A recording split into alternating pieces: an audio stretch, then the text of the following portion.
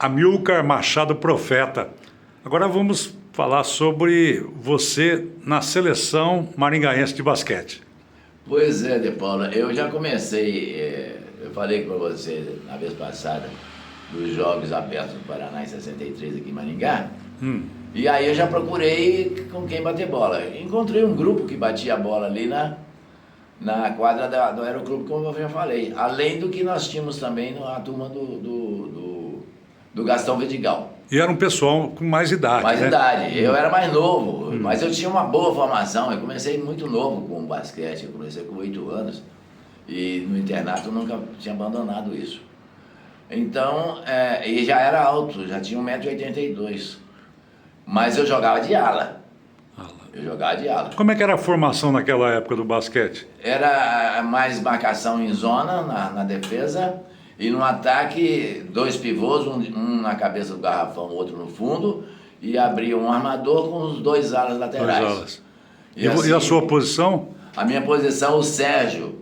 Como eu era o mais alto, o Sérgio que me levou para basquete. Porque quando nós fomos para os Jogos de Londrina em 66, eu comecei aqui na seleção em 64. 64. 64, com 17 anos. Então,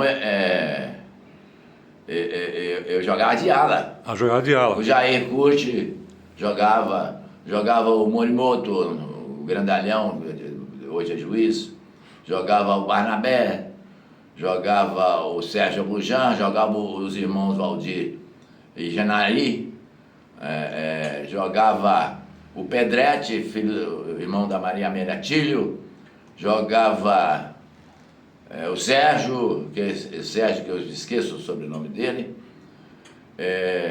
Sérgio, que logo em seguida ele parou porque ele foi fazer medicina, então ele parou. E o Carlos Borges também parou porque terminou o colegial, acho que teve que trabalhar aqui na Pedreira dos Pais. Aqui. Tá. Agora, quem que treinava esse time? Nós tínhamos um missionário aqui, na igreja missionária, que era o Mr. Donald. E ele tinha sido seleção universitária americana. E ele se disponibilizava gratuitamente a treinar esse time. E ele treinava, e tanto treinou que acabou jogando junto, ele era armador. E esse time foi disputar os Jogos Abertos em 64, é isso? Foi quando eu fui a primeira vez. Para onde foi? Jacarezinho. Jacarezinho. 65 eu fui servir, aí disputei os Jogos Militares em Curitiba. 66 eu retornei, já voltando aqui para os Jogos Abertos, fomos disputar em Londrina os Jogos Abertos. E aí não parei mais. E títulos? Nunca tive títulos no basquete. Eu tive vice-título, terceiro lugar. Prata. Prata, bronze, mas ouro mesmo, só no Campeonato Paranaense, Interclubes. Mas em 68, 69. Mas na seleção de Jogos Abertos, nós sempre fomos ou vice-campeão, terceiro ou quarto, ficávamos ali. Mas nós éramos um time encardido, né? Sim, mas você foi campeão interclubes, jogando por qual equipe? Olímpico. Para o Clube Olímpico. Clube Olímpico. O Sérgio incentivava isso. O Sérgio era um grande incentivador do basquete. O Serginho Abujanra. Serginho Abujanra.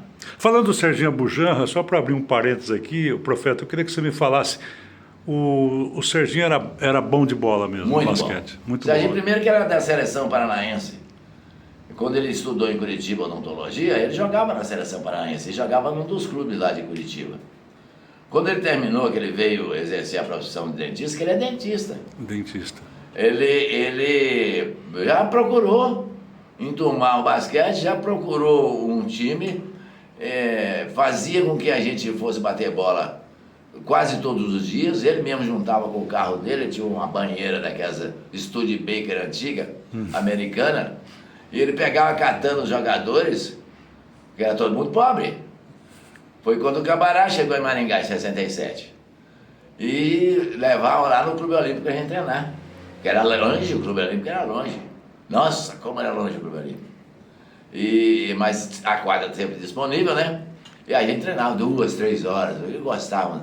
E ficávamos lá até as 10, 11 horas da noite, ele trazia, todo mundo lotava aquele carro dele. Agora o Serginho Abujamra tem histórias, hein? Tem histórias. Depois ele abriu a Galeria dos Esportes, aí ele incentivava mesmo, ele financiava, pra gente fazer propaganda da galeria. Usava a camiseta da galeria, ninguém ganhava nada. Mas se alguém tivesse dificuldade com tênis, ele arrumava o tênis. Para o basquete, o Serginho nunca foi indisponível. Aliás, ele tirava a própria camisa para dar pro cara, se pudesse somar no time dele. Ele sempre foi muito incentivador do esporte de uma forma geral, mas do basquete. Tanto assim que depois ele foi o presidente da autarquia, né? O Profeta, agora, a gente que cresceu em Maringá, né? A gente sempre ouviu falar muito de você, falar muito do Serginho, muito do Cambará também, tantos outros aí, né, que estão na história do esporte. Paraná, né? O Paraná. Estão na história do esporte, né? Agora, como é que era o teu estilo de jogo assim? Você já falou. Agora, a tua personalidade em quadra, coisa que você é muito determinante isso para você ter uma longevidade numa equipe, né? Sim, porque por eu ter uma iniciação americana, eu tinha formação americana. O americano, agora, nesses jogos profissionais, que você vê muito individualismo.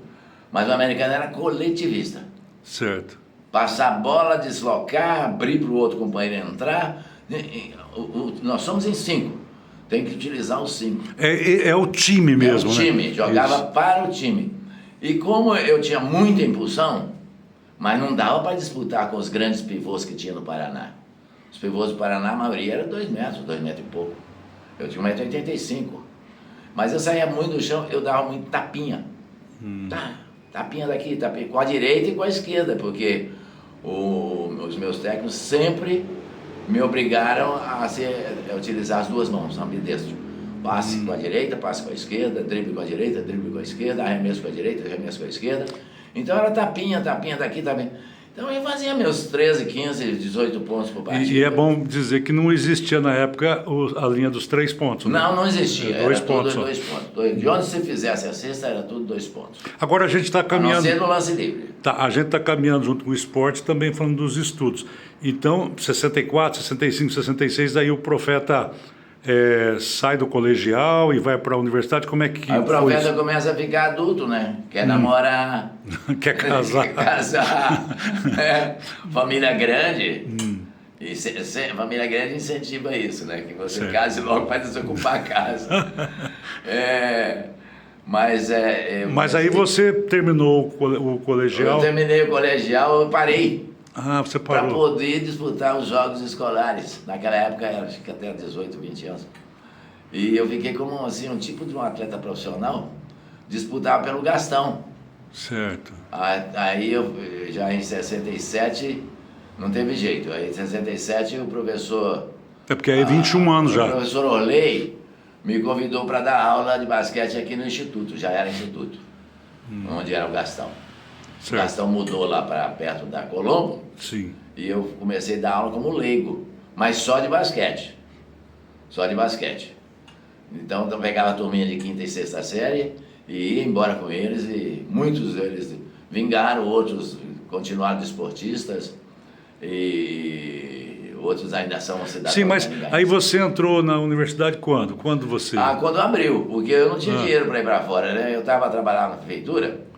E quando surgiu a faculdade, eu fiz o vestibular e passei. Porque a faculdade começou no Gastão, né? Começou ali. Não. A faculdade começou numa sala provisória que está até hoje, lá na atual universidade. Sim, mas a faculdade... Não, no Gastão começou a faculdade de Economia. E depois foi incorporada ao UEM. Porque daí tinha Economia no Gastão, Direito no Regina Mundi. Era verdade, verdade. E Ciências e Letras no Marista. Tudo aluguel, né? E aí a lei diz que, tendo 3 faculdades se unindo, pode transformar-se em universidade. Uma pleia de empresários aqui, o Cal Garcia na frente... Que se tornou reitor, né? O primeiro reitor. E tantos outros professores importantes e figuras empresariais importantes, políticos inclusive, o doutor Túlio Vargas, que era deputado federal... cunhado do Diógenes Pinto, dono do tabelionato, que depois virou para a Ana Cláudia. Enfim, esse pessoal reuniu-se. O Dom Jaime também, né? Dom Jaime. Dom Jaime Luiz Coelho. É importante as autoridades participarem, como é até hoje. E reivindicaram junto com o governador. E foi quando o governador foi sensibilizado, por vários políticos também, e acabou abrindo ao mesmo tempo Maringá, Londrina e Ponta Grossa. Faculdade Estadual do Paraná. O EN, o EL e a de Ponta Grossa. E a Ponta Grossa. E aí o profeta, logo nessa primeira leva... Eu fui na primeira turma. Por isso que eu sou muito amigo desses professores. Porque eles, na época nós tínhamos um departamento de esportes, é importante que se fale isso, pela Secretaria de Educação.